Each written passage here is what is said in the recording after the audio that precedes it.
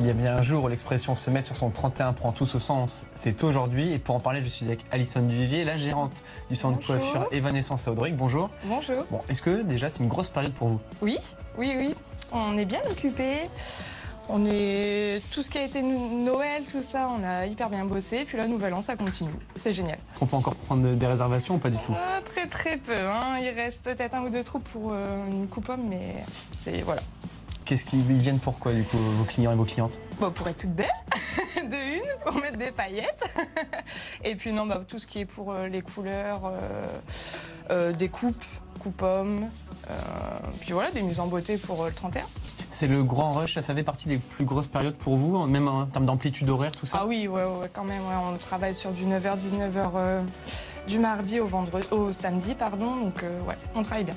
Grosse journée, on a à peu près une quarantaine de personnes pour nous 4 coiffeuses.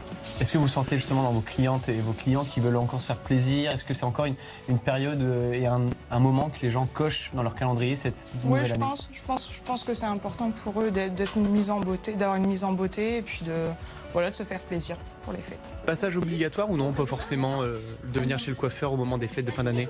Ah oui, c'est obligatoire, on aime bien se faire une petite beauté quand même pour la nouvelle année, c'est sympa, moi j'aime bien. Qu'est-ce que vous faites là aujourd'hui? Une petite couleur avec des mèches et puis une petite coupe, un petit dégradé. Ici, elle nous fait tout le temps une coupe, on met des paillettes dans sa vie et c'est obligé de venir ici, obligé. Bon, vous avez choisi quelle coupe là pour cette année? C'est pas du tout une coupe, c'est simplement des mèches pour donner un petit peu de clarté dans la vie qui est un peu sombre. C'est important de se faire belle là durant les fêtes. Qu'est-ce que vous avez prévu vous pour la nouvelle année? Alors pour la première année, c'est avec les copains et les copines, une fête d'enfer à la maison. Chacun amène un peu sa bonne humeur et on passe la nuit, la soirée, toute la nuit à faire la fête. Et durant ces fêtes de fin d'année, il y a aussi les compagnons à 4 pattes qui se mettent sur leur 31.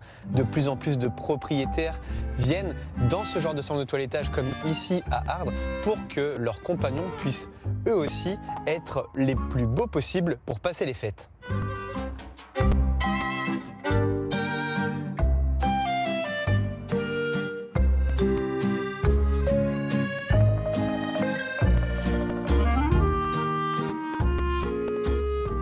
C'est la première fois que Lewis vient ici? Non, Lewis c'est un client habituel, il vient à peu près tous les 2 mois et demi, 3 mois.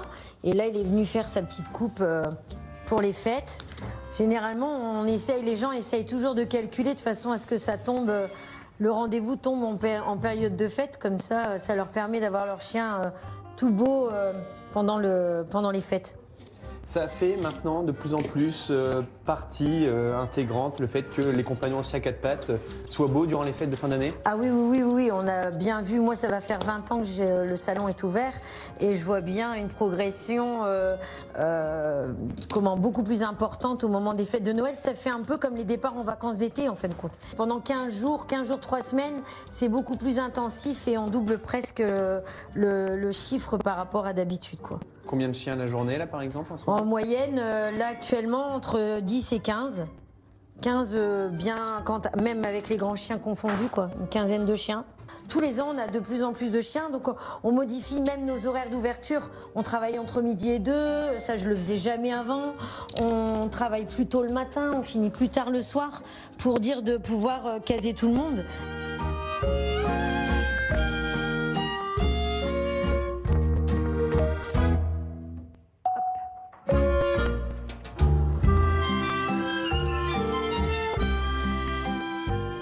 Quelles sont les étapes clés du toilettage quand le chien arrive? Alors en premier, on le démêle. Alors pour certaines races, ils sont pré-toilettés avant le bain, c'est-à-dire toutes les épilations. Et après, on a aussi le séchage. Donc le bain, le séchage, le démêlage. Là, c'est ce que Séverine fait sur son petit York à côté.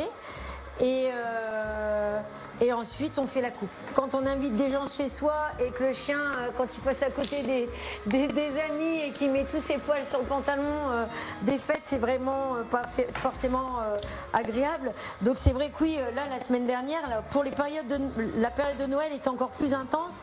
Et c'est vrai que la période de Noël, on a eu énormément de tout ce qui était Golden Husky, tous les chiens bergers australiens, tous ces chiens qui muent énormément.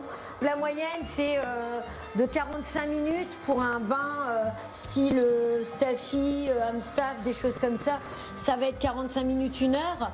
Et après les coupes entre 1h15 et 4 heures selon les races. Donc ça varie de combien en termes de fourchette de prix? On oscille entre 38 et jusqu'à 90, 100 euros selon certains chiens. Allez Lewis. Merci. Au revoir maman. Petit beau. Voilà, tout beau pour le 31. Voilà, impeccable, parfait. Un membre de la famille à part entière. Hein, donc nous on va chez le coiffeur, lui va chez le toiletteur. Voilà. Bah, très beau comme d'habitude, il est prêt. Il manque plus que le nœud papillon. Voilà. Et bien bon réveillon. Merci, Passez vous de même, bon courage. Des belles fêtes de fin d'année. C'est À l'année gentil. prochaine. À l'année prochaine. Merci beaucoup. Au revoir.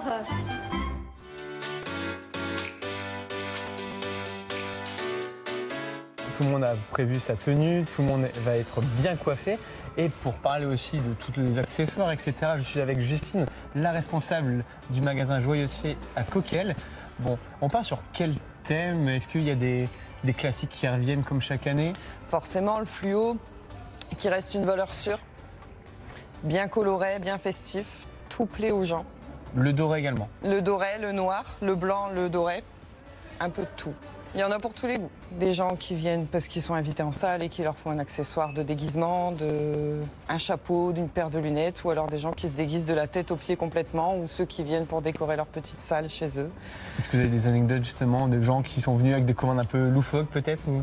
Pas forcément loufoque. J'ai une dame qui est venue hier pour Nouvel An en salle, en thème western. Du coup, elle a pris un gilet sans manches, avec un chapeau de cow-boy, un bandana, et voilà, ça fait l'affaire. On a de plus en plus de demandes sur les déguisements fluo, rien qu'un petit accessoire, une petite touche qui fait un plus pour changer des fêtes habituelles. Une cravate, les bretelles, les lunettes, le nœud pape. C'est souvent les hommes qui veulent rester plus discrets que les femmes. Les femmes, elles jouent plus le jeu avec les lacs à paillettes, le maquillage, tout ça. Mais les hommes, c'est plus petit boléro, cravate.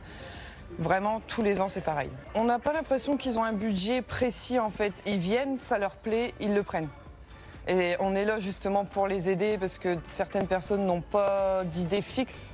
On leur propose, nous, habituellement, on s'accessoirise également. Et on a nos tables pour les aider, leur donner des idées. Et voilà, les gens ne regardent pas le budget sur le mois de décembre en général. Comment vous les sentez cette année? De bonne humeur. Ils sont rigolos les gens en ce moment. Ils rigolent avec nous facilement, ils sourient. C'est vraiment la période des fêtes. Merci beaucoup Justine. Justement, on va tout de suite aller dans les rayons pour voir un petit peu les gens ce qu'ils ont prévu en termes de déguisement, en termes d'accessoires et ou encore en termes de thème pour cette nouvelle année. On fait les 50 ans de mon mari. Il est du 31 décembre. C'est quoi le thème? C'est chic avec un détail qui choque. Est-ce que vous avez trouvé ce détail? Oui, moi j'ai trouvé. Alors? Ah, c'est la surprise, ouais. Faut pas dire. On le fait à la maison, on est une vingtaine. En petit comité, mais je pense qu'on va bien s'amuser. On a invité des amis à mes parents à venir faire réveillon chez nous. C'est un peu une tradition. On les invite la plupart du temps, soit on va chez eux, soit ils viennent chez nous. Du coup, on a prévu de faire ça pour le réveillon. Est-ce qu'il y a des thèmes? Pas forcément, non. On prend juste des petites décorations dorées et argent pour décorer la table, tout ça. Chacun vient comme il veut, on va dire. Faire ça en salle avec des amis, comme habituellement, tous les ans on fait. Il y a un thème? Oui, chaque année on fait un petit déguisement. Là cette année, une petite touche de doré, voilà. Est-ce que vous avez trouvé votre déguisement, vous? Non, je cherche justement. Vous avez des... Non, je pense prendre un accessoire, favoriser le petit accessoire, la petite touche qui va bien. Et moi j'ai oublié de demander aussi à Aude et à Justine ce qu'ils ont prévu pour Nouvel An. Qu'est-ce que vous avez prévu? En famille, entre amis, à la maison, tranquillement. On va faire la fête. Costumé. Costumé, forcément, avec les petits accessoires qui vont bien comme nous. Et Aude? Et bien dans une salle, costumée également. Donc on viendra se fournir chez Joyeuse Fée. Bon moi je sais pas en tout cas si j'ai trouvé ma tenue, c'est entre le carnaval, mais bon on va dire qu'on s'y approche, entre le carnaval et la nouvelle année, mais en tout cas on voulait tous vous souhaiter quelque chose. Une bonne année 2026.